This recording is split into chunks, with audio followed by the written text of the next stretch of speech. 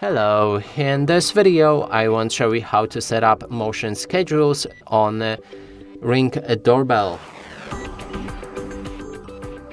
For this, first we'll need to click on the gear icon next to our camera inside the app, navigate to the motion settings, scroll down for motion schedules, and right here you'll be able to create your new schedule.